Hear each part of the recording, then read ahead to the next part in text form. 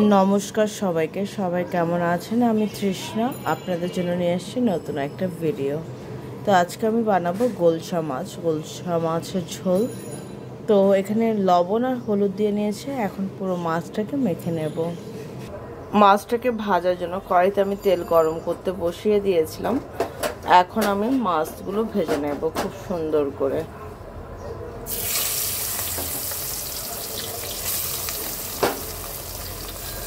তো চলো মাছগুলো ভেজে নেই। মাছ ভাজা তেলের মধ্যে দিয়ে দেবো একটা তেজপাতা, দিয়ে দেব গোটা কালো জিরা ফোড়ন, দিয়ে দেব বেশ কিছুটা কাঁচা মরিচ। আর মাছটা আমি রান্না করব বরবটি আর আলু দিয়ে। এখন আমি দিয়ে দেব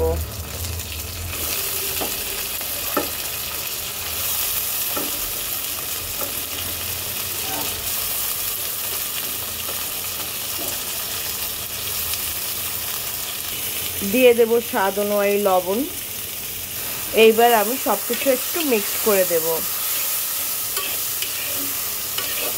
দিয়ে দেব এর মধ্যে একটা চামচ হলুদের গুঁড়া, দিয়ে দেব একটা চামচ ধনে গুঁড়া।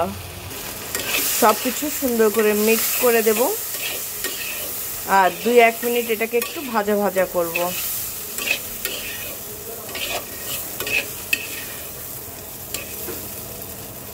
দুই এক মিনিট ভাজার পর দেন আমি সামান্য পরিমাণে একটু জল দেব। এই জলটা দিয়ে আমি মশলাটাকে কষাবো। সুন্দর করে একটু মিক্সড করে দিলাম। মিক্সড করে দেওয়ার পরে যে পর্যন্ত না জলটা না শুকাবে আর তেলটা না ছাড়বে সেই পর্যন্ত আমি কিন্তু ঢেকে ঢেকে মশলাটাকে কষাবো। ঠিক আছে? তো চলো, মাঝে মাঝে কিন্তু 2-1 বার নেড়েও দিতে হবে।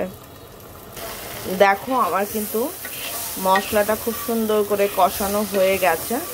এখন আমি এর মধ্যে দিয়ে দেবো ঝোলের জন্য জল। ঠিক আছে?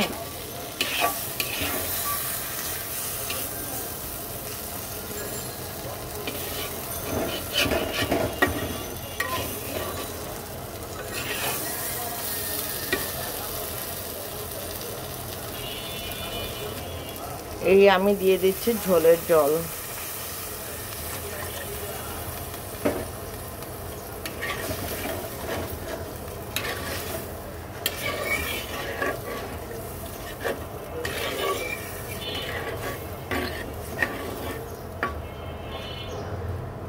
এইবার আমি বলক আসা আগ পর্যন্ত ওয়েট করব।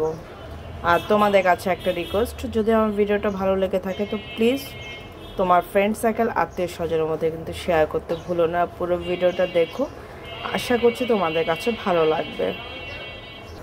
ঝোলে বলক চলে আসছে, ঠিক এই সময় দিয়ে দেবো একটা চামচ জিরার গুঁড়া। এবার একটু মিক্সড করে দেব।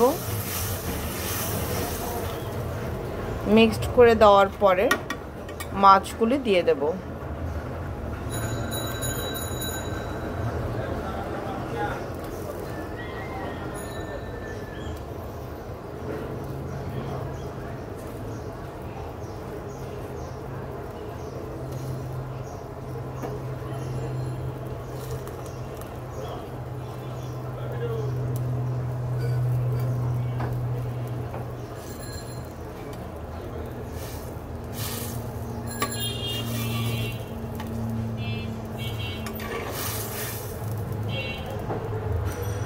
তো চলো এখন এটাকে মিনিমাম 5 মিনিট জাল করব।